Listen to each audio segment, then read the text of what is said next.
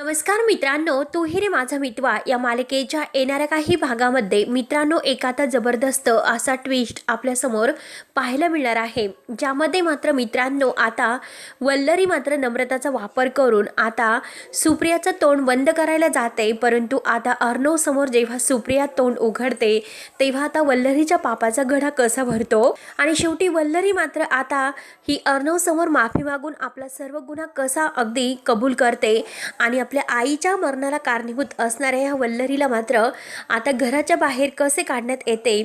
आणि आता या जे राकेश आहे, राकेश मात्र आता ईश्वरी आणि अर्णव यांच्या रूममध्ये जाऊन जेव्हा तो मोबाईल शोधण्याचा प्रयत्न करत आहे आणि तेव्हा मात्र आता या राकेशला मात्र तेथे सुप्रिया आणि आता हा जो काही अर्णवच्या वडिलांचा जो एकत्र फोटो आहे तर तो फोटो सापडून मात्र आता राकेशला रंगेहात पकडणाऱ्या आजीला हा राकेश नक्की काय म्हणजे शिक्षा देतो. कारण आता आजीने राकेशला रंगेहात पकडलेला आहे, त्या बदल्यात मात्र आता अंजली आणि आजी मात्र राकेशला कसं पकडतात हे आपण या व्हिडिओमध्ये बघणार आहोत. त्यासाठी मित्रांनो व्हिडिओ शेवटपर्यंत नक्की बघत राहा आणि जर आपल्या चॅनलवर तुम्ही नवीन असाल तर चॅनलला सबस्क्राईब करण्यासाठी मात्र विसरू नका. तेव्हा आता मित्रांनो अर्णववर अगदी ह्या राकेशने एक संकट आणलेलं आहे, कारण अर्णवला या सात्विक फॅशनमधील काम करणाऱ्या शलाकाच्या मर्डर केसखाली आता मात्र तो पत्रकारांना फोन करतो आणि पत्रकारांना फोन करून हे सर्व अर्णव राजेशिर्के यांनीच केलेलं आहे असे मात्र त्यांच्यावर आरोप केले जातात. परंतु राकेशला ही माहिती नाही, कारण आता लवकरच मात्र ईश्वरी अर्णववर अगदी आरोप करणाऱ्या राकेशला कशी जेलची हवा खायला पाठवते हे आपण या म्हणजे बघणार आहोत. तर तेव्हा आता राकेशला असं वाटतं की आता आपण खूप काही यांच्या रूममध्ये शोधले, परंतु आपल्याला येथे कुठेही आता ती फाईल आणि तो मोबाईल सापडलेला नाही. नक्की ह्या दोघांनी तो मोबाईल ठेवला कुठे असेल म्हणून तो आता सगळी रूम चेक करत असतो आणि तिकडे मात्र आता अर्णव पूर्णपणे गुंतलेला आहे, कारण त्याला आता ह्या संकटातून कोणीच वाचू शकत नाही. केवळ आता अर्णवला जेलची हवा खायला मिळेल असं मात्र आता ह्या राकेशला वाटतं, म्हणून तो खूप खुश असतो आणि तो मोबाईल शोधत असतो.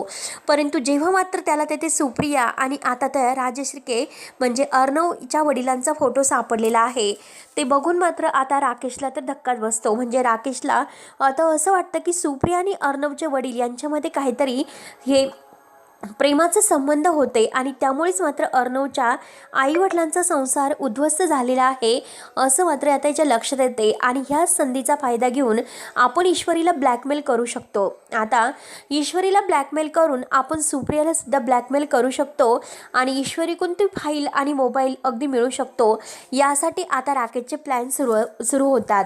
तेव्हा इकडे ईश्वरी मात्र आपल्या अर्णवची सगळ्यांच्या समोर बाजू घेऊन आता जो काही ह्या राकेशला ती धडा शिकवणार आहे.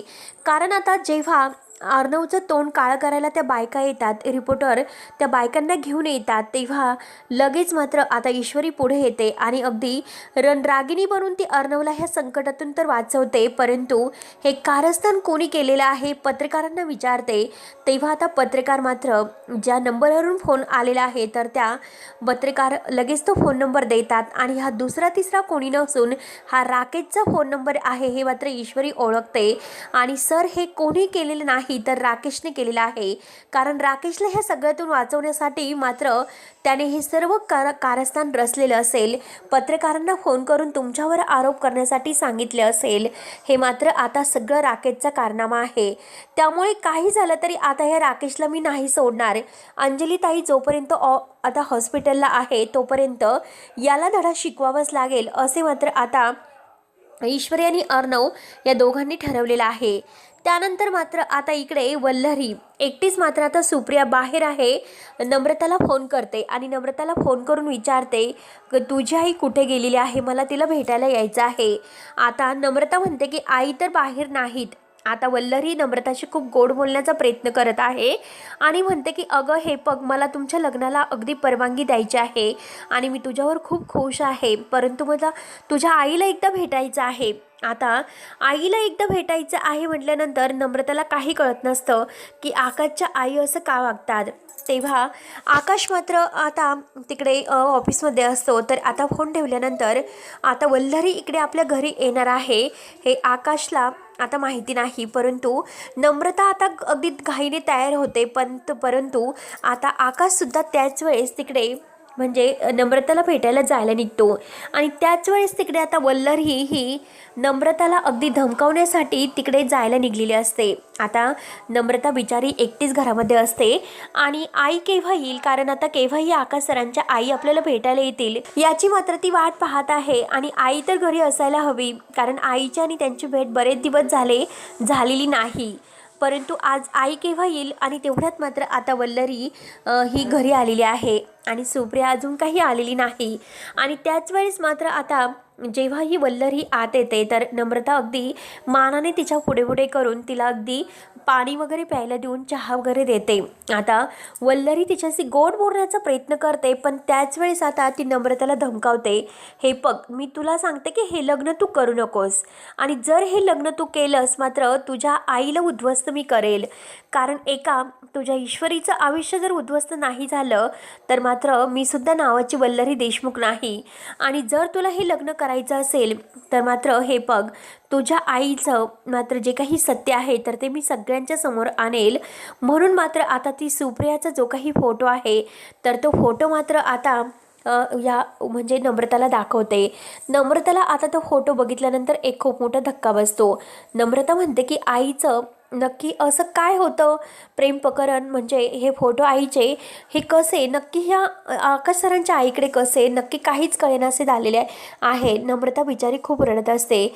नम्रता म्हणते की आईचे फोटो कुणाबरोबर आहे आणि ते फोटो कुणाकडे तुमच्याकडे आलेच कसे. आता वल्लरी म्हणते की हे बघ, जर हे फोटो मी घरी सगळ्यांना दाखवले तर आता तुझ्याबरोबर कोणीही लग्न करणार नाही. त्यामुळे हे बघ, तुला जर हे लग्न करायचं असेल तर मात्र मी तुला जे काही सांगेल ते तुला ऐकावं लागेल. तेव्हा आता नम्रता बिचारी रडत असते आणि त्याच वेळेस आता आकाश तेथे येतो. आकाश हे सर्व ऐकतो. आकाशने ऐकल्यानंतर आकाशला खूप मोठा धक्का बसतो. आकाश म्हणतो की आई इथे कशाला आली असेल आणि नम्रताला असं तिने काय दाखवलं असेल म्हणून ती ब्लॅकमेल करण्याचा प्रयत्न करते. आणि त्याच वेळेस आता तेथे सुप्रिया येते. आता सुप्रिया आल्यानंतर मात्र वल्लरीला आपल्या घरामध्ये पाहते. आता वल्लरीला मात्र आता घरामध्ये बघितल्यानंतर आता सुप्रियाला खूप मोठा धक्का बसतो.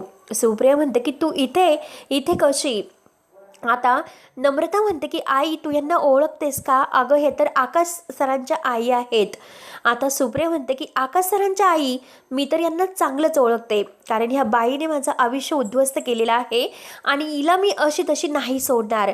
आता मात्र माझ्या तावडीतून एकदा सुटली होती पण आता नाही, कारण माझ्या ईश्वरीचं आयुष्य बर्बाद करायला निघालेली ही तीच बाई आहे, कारण माझ्या जीवनाशी खेळली आणि आता माझ्या ईश्वरीच्या संसारी खेळायला आलेली आहे. आणि ही आकाश सरांची आई नाही नसू शकत आहे, कारण असं नाही होऊ शकत. नम्रता म्हणते की हो आई, माझ्यावर विश्वास ठेव, या आकाश सरांच्या आई आहेत. तेव्हा आता सुप्रियाला एक खूप मोठा धक्का बसतो. सुप्रिया म्हणते की ह्या बाईने माझं इतकं आयुष्य उद्ध्वस्त केलं आणि नम्रता तुला तिची सून व्हायचं आहे का. ही बाई दुसऱ्याचं आयुष्य उद्ध्वस्त करायला निघालेली आहे आणि ती तुला सुखात राहून देईल का. अगं हे बघ, विचार कर, हे लग्न करताना मी तुला सांगत होते की खरंच तू हे लग्न करू नको, पण माझं ऐकलं नाही. आणि हे बघ आता ईश्वरी जे काही भोगत आहे, ईश्वरी आणि अर्णव यांच्यामध्ये जे काही दुरावे आलेले आहे तर त्या ह्या बाईमुळे. कारण आता अर्णवचे जे आई वडील आहे तर त्यांच्या संसाराला उद्ध्वस्त करणारी हीच एक कलंक लागणारी बाई आहे. आता आकाश हे सर्व ऐकतो. आकाशला एक खूप मोठा धक्का बसतो. आकाश म्हणतो की नक्की आता ईश्वरीची आई हे सर्व काय बोलत आहे आणि आई हे सर्व काय ऐकून घेत आहे. तेव्हा आता आकाश म्हणतो की नक्की हे सर्व काय आहे. आता नम्रता तर खूप रडत असते. नम्रताला नक्की काय करावं आणि काय नाही हे सुचत नाही. आता नम्रताला असं वाटतं की आता आपलं लग्न मोडणार आहे, कारण आई आणि आकाश सरांची आई यांच्यामध्ये अगोदरच काहीतरी अगदी दुश्मनी आहे आणि ह्या नक्की एकमेकींना ओळखतात. परंतु आता हे काय आहे आपल्याला शोधून काढावंच लागेल असे मात्र आता ही नम्रता ठरवते. पण नम्रता आता घाईने मात्र आता या वल्लरीला विचारण्याचा प्रयत्न करत आहे, परंतु वल्लरी मात्र आता अगदी भामटी झालेली आहे. तिला नक्की काय उत्तर द्यायचं तेच काही कळत नसतं. आता लगेच सुप्रिया म्हणते की आत्ताच्या आत्ता राज शिर्क्यांच्या घरी चला, मी तुम्हाला हाताला धरून तिकडे घेऊन जाणार आहे आणि सगळ्या सत्याचा आता जाब विचारणार आहे. तेव्हा आता वल्लरी तिला धमकावते. वल्लरी म्हणते की जर तुम्हाला हे सर्व करायचं असेल तर मात्र तुमच्या मुलीशी जे काही माझ्या मुलाचं होणारं लग्न आहे तर ते लग्न मी मोडणार आहे. त्यामुळे तुमच्या मुलीशी कोणीही लग्न नाही करू शकत. आता मात्र नम्रताला आता धक्का बसतो. तर सुप्रिया म्हणते की अगं, मला म्हणजे जी काही कारस्थानी बाई आहे तिच्या मुलाशी लग्न करून देण्यापेक्षा मी माझ्या मुलीचं लग्न नाही करणार, कारण आता हे लग्न नाही होऊ शकत. तेव्हा आता वल्लरी म्हणते की हे लग्न तर तुम्हाला करावं लागेल, कारण तुमचा सुपारीचा कार्यक्रमसुद्धा झालेला आहे. तर सुप्रिया म्हणते की हो, यामुळेच मात्र मी ओळखलं होतं की तुम्ही का माझ्यासमोर येत नाहीत म्हणून, कारण तुमच्या मनामध्ये इतकं पाप भरलेलं आहे आणि ते आता हे सर्व आहे. तर आता आकाश पुढे येतो. आकाश म्हणतो की नक्की काय झालेलं आहे आई, तू त्यांना ब्लॅकमेल करण्याचा प्रयत्न करते. आता आकाश मात्र तिला आकाशला बघून खूप मोठा धक्का बसतो आणि आता मात्र लगेच वल्लरी रडण्याचं नाटक सुरू करते आणि हे बघा, प्लीज काही करा परंतु हे सत्य कुणाला सांगू नका, मी तुमच्या पाया पडते म्हणून आता ती सुप्रियाचे पाय धरते. परंतु सुप्रिया मात्र काही सांगायला अगदी ऐकायला तयारच नसते. शेवटी आता माझ्या मुलीच्या आयुष्याचा प्रश्न आहे, आता एक नाही तर 2 मुलीचे आयुष्य पणाला लागलेले आहे म्हणून आता सुप्रियाला खूप टेन्शन येते. त्यानंतर मात्र आता नम्रता घाईने ईश्वरीला फोन करते आणि येथे घडलेला सर्व काही प्रकार ती सांगते. ईश्वरी तर घाईने इकडे येते आणि ईश्वरीला काही कळत नसतं. तर अर्णवसुद्धा ईश्वरीच्या मागे आलेला आहे. ते बघून मात्र आता अर्णव आणि हे ईश्वरी इकडे येत आहे बघून आता लगेच वल्लरीला आणखीनच धक्का बसतो. वल्लरी आता मात्र नम्रताला म्हणते की हे बघ, जर तुला हे लग्न करायचं असेल तर ईश्वरी आणि अर्णव ह्या दोघांपासून हे सत्य लपवावं लागेल. आता शेवटी नम्रताला काही सांगता येत नाही. ती शांत असते आणि रडत असते. त्यानंतर आता इकडे या राकेशला मात्र आजी आणि वल्लरी अर्णव आणि ह्या म्हणजे ईश्वरी यांच्या रूममध्ये तो काहीतरी शोधत आहे हे मात्र अगदी त्यांनी पाहिलेलं आहे. म्हणून मात्र आजी घाईने मामाला बोलावून घेते आणि आता राकेश जावई बापू नक्की ईश्वरी आणि अर्णव या दोघांच्या रूममध्ये नक्की काय करतात तेच मला काही कळत नाही. आणि लगेच मामा घाईने रूममध्ये जातो आणि राकेशला नक्की विचारतो की काय करतात. राकेश खूप घाबरतो. राकेश काही नाही असं म्हणून तो फोटो लपवतो आणि घाईने त्याला मोबाईल आणि काही न सापडतं तो बाहेर येतो. परंतु अविनाश मामाने ओळखलेला आहे की नक्की हा काहीतरी शोधतो म्हणून आता अर्णवला तो घाईने फोन करतो.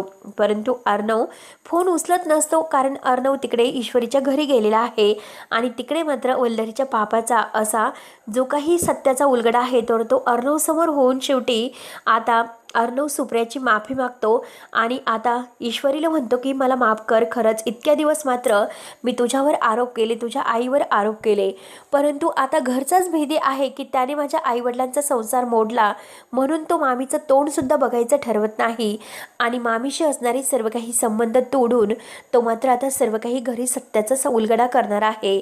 तेव्हा आता मित्रांनो, नक्की पुढे काय होतं हे बघण्यासाठी आपल्या चॅनलला सबस्क्राईब करत राहा. धन्यवाद.